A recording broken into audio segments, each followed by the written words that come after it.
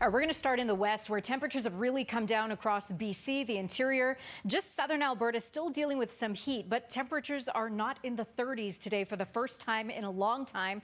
While this is good news, I mean, the fire rating risk, fire danger risk has really come down. We're seeing a lot of blues and greens, which is a low to moderate risk, and not much red in the extreme risk for fires. This is courtesy of Natural Resources Canada and the government of British Columbia. Right here, though, through the Kootenays, we're still looking at that high risk because that's where the hottest air is.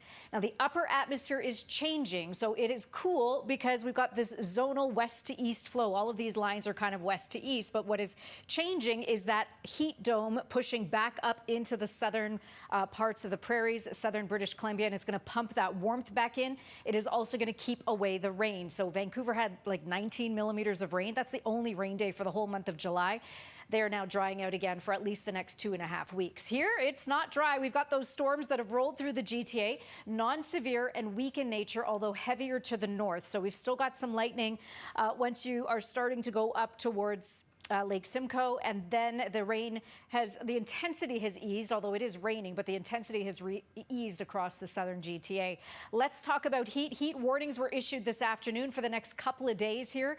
This heat will last until Thursday or Friday. Current temperatures, we do have a 30-degree temp being recorded right now in Pembroke.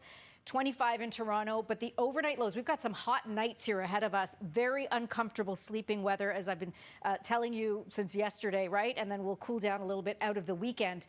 The humidity is here, and it is even getting hotter, but it is starting to ease here as we come out of the long weekend. So dry means a fresher feel, a much more comfortable air, and that is shown here in graph style.